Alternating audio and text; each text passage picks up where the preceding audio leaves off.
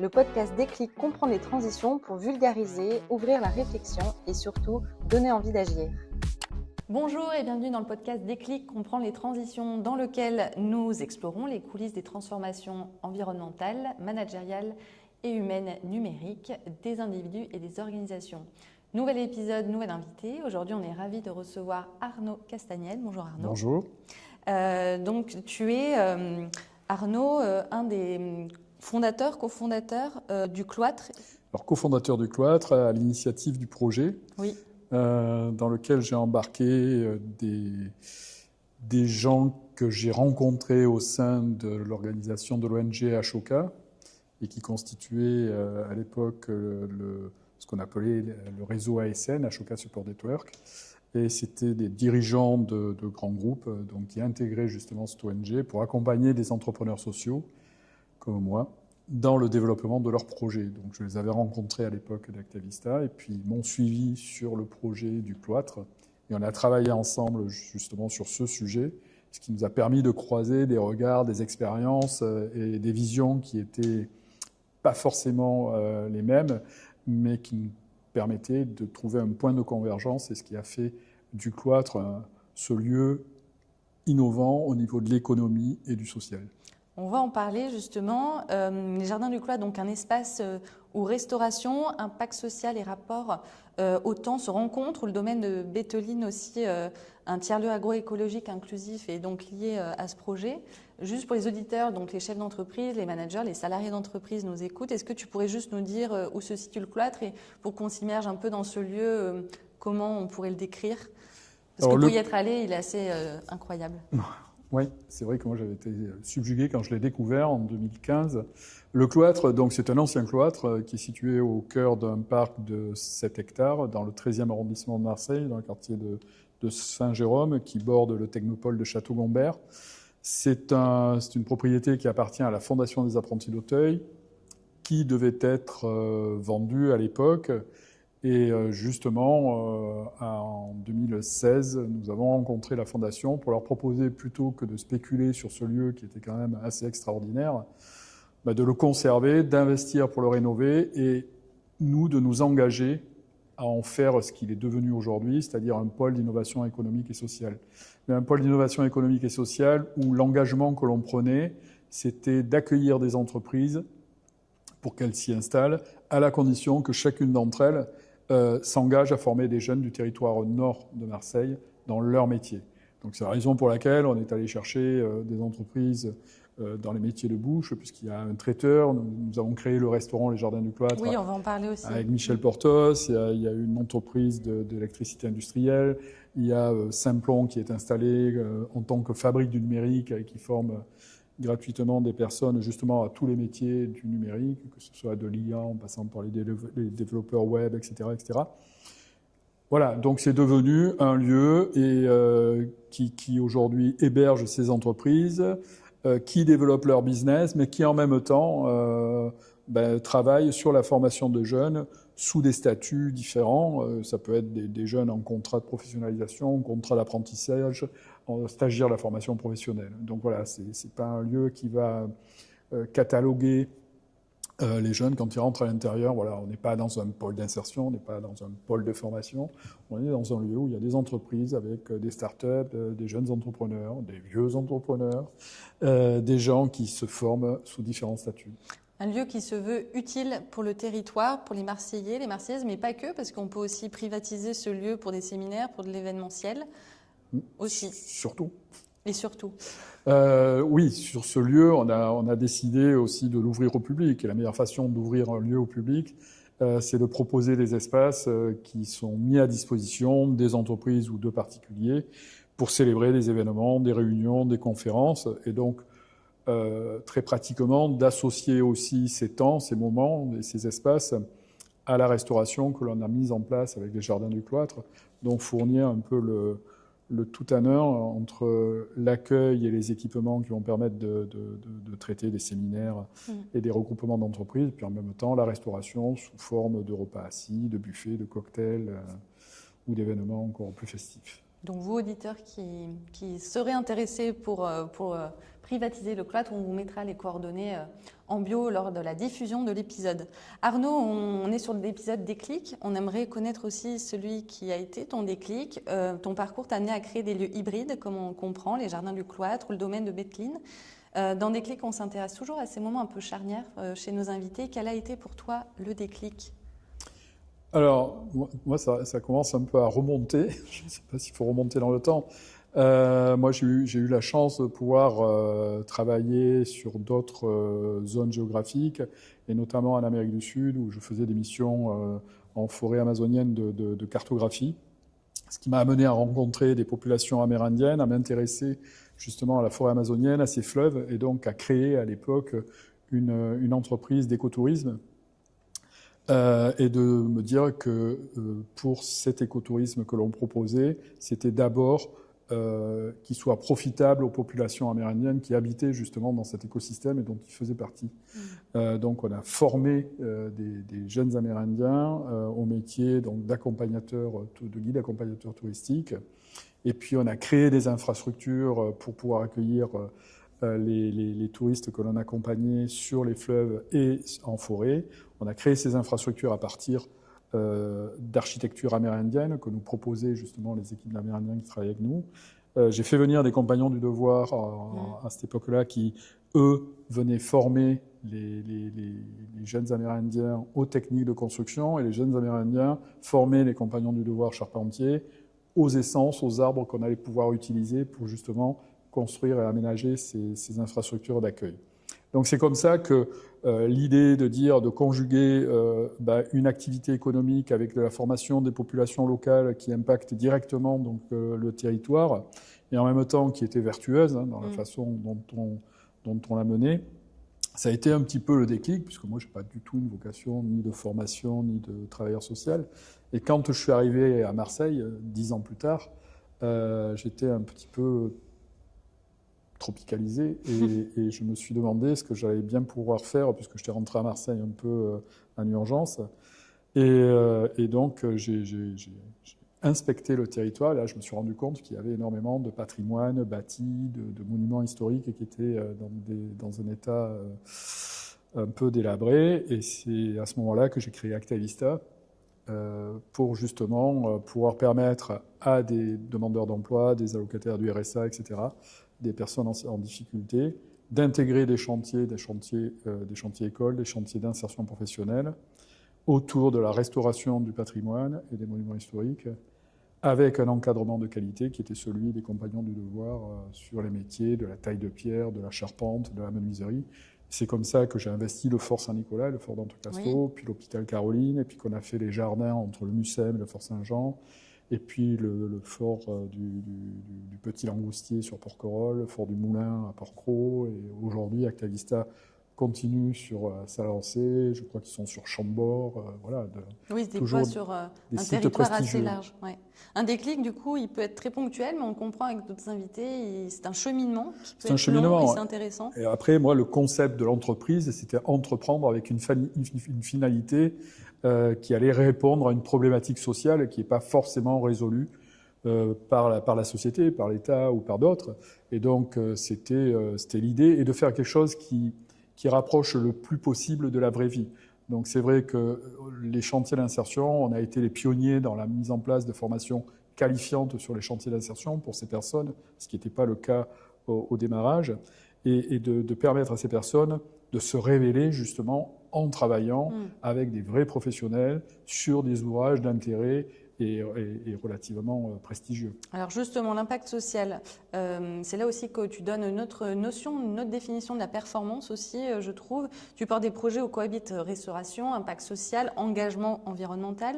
Comment tu définis aujourd'hui, en 2026, cette notion de performance dans vos activités dont on parle beaucoup ? Alors aujourd'hui, nous, la performance, elle se situe à plusieurs niveaux. C'est-à-dire que la façon dont on entreprend, notamment sur les jardins du cloître, là on a franchi une étape supplémentaire qui est de dire aujourd'hui, une entreprise doit pouvoir contribuer à cet effort d'insertion sans pour autant le faire en lieu et place de ce que font les associations ou les entreprises d'insertion. Mais une entreprise classique, si on arrive à l'inspirer suffisamment d'un modèle qui fonctionne, on peut imaginer l'impact que ça aurait. Donc on s'est dit, le cloître va permettre d'accueillir des entreprises qui vont s'engager à former des jeunes et qui pourront être la preuve par neuf que ça fonctionne et que ça ne nécessite pas forcément que l'on obtienne un agrément d'insertion ou que l'on puisse émarger à des financements publics et qu'une entreprise peut donc aussi contribuer à hauteur de son envergure à de la formation des jeunes. Voilà, c'est ce que l'on voulait prouver en utilisant des dispositifs qui existent. Nous, on le fait avec les Jardins du Cloître, on s'est adossé à une entreprise de travail temporaire d'insertion, on s'est adossé à un organisme de formation, on a créé un triptyque qui nous permet aujourd'hui de former des jeunes qui ont un statut de salariés et qui sont formés en situation réelle de travail. Pour nous, et de l'expérience que j'ai du compagnonnage, ça me paraît être vraiment la meilleure méthode, en tout cas à mes yeux, pour pouvoir préparer des gens à obtenir une qualification et à s'engager dans une filière parce qu'ils obtiennent en situation réelle de travail dans un contexte de vraie vie. Voilà. Nous, les jeunes aujourd'hui au restaurant qui sont formés en cuisine ou en salle, ils le sont par les chefs de brigade, par les seconds, par les directeurs de salle ou les maîtres d'hôtel. Et ils sont en face de vrais clients. Et le problème de la formation que l'on dispense, c'est notre problème, c'est pas celui des clients. Donc on se doit de proposer un service qui soit de la meilleure qualité possible. Il y a des couacs, ça arrive, on n'est pas forcément, voilà. Et c'est de préparer ces jeunes à pouvoir rebondir dans une filière qui propose des métiers tout à fait honorables. Et qui a de l'avenir, surtout en 2026. On parle beaucoup d'IA aussi, de revenir à des activités, des métiers manuels, artisanaux. Avec toi, en tout cas, on parle de performance durable. On le comprend au sein d'une entreprise avec les activités qu'on déploie et la performance aussi, elle s'inscrit avec les partenariats dans l'écosystème déjà existant. C'est ça qui est intéressant. Alors, il y a les partenariats. Alors, effectivement, nous, la performance durable, elle est majeure. C'est pour ça qu'on a inscrit le restaurant, justement, sur un engagement qui est de proposer une cuisine saine. Donc, on a prétendu au label Écotable, et aujourd'hui, on est labellisé 3 Écotables, donc on est ravis depuis plusieurs années, référencé par le guide Michelin. Et en fait, pour nous, c'était de dire, et pour n'importe quel entrepreneur social, c'est de se dire quel va être le coup d'après. Et le coup d'après, pour nous, c'était de performer sur la traçabilité des produits que l'on propose au restaurant. Aujourd'hui, les produits, on s'appuie sur des maraîchers locaux, sur des fournisseurs locaux, puisqu'on doit garantir que tous les produits que l'on utilise auprès d'Écotable sont des produits de saison, locaux et d'une origine raisonnée. Donc on s'est dit, il faut notre jardin pour qu'on puisse avoir une partie de nos produits frais encore plus traçables. Donc en guise de jardin, on a eu l'opportunité de tomber sur la ferme de la Betteline qui faisait 20 hectares, donc ça devenait un grand jardin et il fallait pouvoir envisager et voir le coup d'après un peu plus grand. Donc on a proposé à des maraîchers de venir s'installer dessus, on a travaillé avec l'ADR là-dessus, sur la sélection, le recrutement des maraîchers qui ont récupéré leurs parcelles, donc apiculteurs, maraîchers, pépiniéristes, fermes florales, plantes pour la bio-cosmétique, parcelles expérimentales, voilà. Donc tout ce projet enfin c'est plus un projet puisque les paysans y sont aujourd'hui, de la Betteline, ils sont réunis et là on rajoutait une pierre à l'édifice en se disant on a notre ferme, on sait d'où viennent les produits, on sait comment, donc tout est en bio, on sait comment ils sont cultivés, en plus on se paie le luxe de pouvoir aller expérimenter de nouvelles cultures qui sont dans le cadre du changement climatique. C'est quoi qui est climato-résilient, donc de s'associer au GRAB et à Agribio 13 pour savoir justement quelles sont ces cultures que l'on va pouvoir mettre en œuvre sur certaines parcelles. Et ensuite, l'étape d'après, c'est comment ces cultures, on va pouvoir, nous, expérimenter de façon culinaire sur l'atelier du goût que l'on crée sur la ferme de la Betteline. L'atelier du goût, donc c'est un lieu sur lequel on va également former des jeunes à la cuisine. On va proposer au grand public et à nos adhérents donc, de venir participer à ces expériences culinaires, à cette façon de cultiver, à ces circuits courts, et tout en y associant aussi de la culture. puisqu'on prévoit de proposer des temps en 3 actes entre la terre, l'assiette et la culture. Et ça, je le dévoilerai en juin, en temps voulu. C'est bien teasé, Arnaud. Le rapport au temps, je sais aussi que c'est important pour toi. Justement, dans tes lieux, on observe une attention particulière au rythme, au temps long, à la saisonnalité, qui va un peu à l'encontre de tout ce qu'on peut entendre aujourd'hui avec le fait d'accélérer. Dans un monde où tout s'accélère, en quoi ce rapport au temps, justement, c'est devenu presque un acte militant ? Justement, je pense que dans une société où tout le monde court, personne ne lève plus la tête pour regarder l'autre, on se dit qu'avoir un lieu où on va prendre le temps de se poser, on va prendre le temps de goûter ce qui nous est proposé, de comprendre comment ça a été préparé, d'apprécier le travail qui a été fait par les jeunes que l'on est en train de former. Voilà, juste une pause. Et pour nous, c'est vraiment le contre-pied de ce qui se propose de plus en plus en restauration. C'est ce qu'on appelait le fast-food, maintenant c'est le street-food, enfin ce que j'appelle les restaurants au siège en pente, voilà, où tout est chronométré. Et nous, c'est essayer, sans jouer les vieux cons de service, mais essayer d'être sur un lieu où on va, les gens qui le veulent bien. S'octroyer une pause. Voilà, une pause. Mais une respiration. Après, voilà, on ne dit pas que c'est mieux, on dit pas. Nous, on fonctionne comme ça. Ceux qui veulent partager cette philosophie de vie peuvent venir au cloître, au jardin du cloître. On essaiera de la partager avec eux. Donc sensibiliser des particuliers, mais aussi les entreprises. Aujourd'hui, c'est ça dont on parle dans Déclic aussi, les organisations. Vous accueillez donc des séminaires, des événements, comme on le disait en introduction. Comment vous faites pour que les entreprises justement qui viennent chez vous ne soient pas simplement clientes, mais qui repartent vraiment avec une prise de conscience ? Alors nous, la première des choses, c'est qu'on propose à chacune d'entre elles d'intervenir 10 minutes en démarrage de séminaire ou de réunion pour leur présenter l'esprit dans lequel et le cadre dans lequel on travaille et qu'on souhaite partager avec eux. Comme on dit, le cloître, on ne le choisit pas par hasard. Si les gens viennent, c'est justement parce qu'il y a un peu de sens quand même qui est à tous les étages de la fusée. Et qu'à ce titre, si on peut le partager avec eux et qu'en même temps, ça peut devenir inspirant pour les collaborateurs et de se dire... peut-être que notre boîte a aussi envie d'évoluer dans ce type de démarche, de prendre en compte un peu plus l'humain, de prendre en compte un peu plus le temps, la qualité de vie au travail, c'est devenu un sujet, la santé mentale, enfin tout ça sont des effets collatéraux de ce que peut proposer notre environnement et notre... Créer des déclics peut-être chez Créer ses des collaborateurs. déclics, voilà, parce qu'à chaque fois, c'est vrai que les gens sont étonnés de la façon dont on a créer ce projet, dont on le mène, et on leur dit, surtout, on parle de pair à pair, puisqu'on leur dit, oui, et on n'a pas de financement public.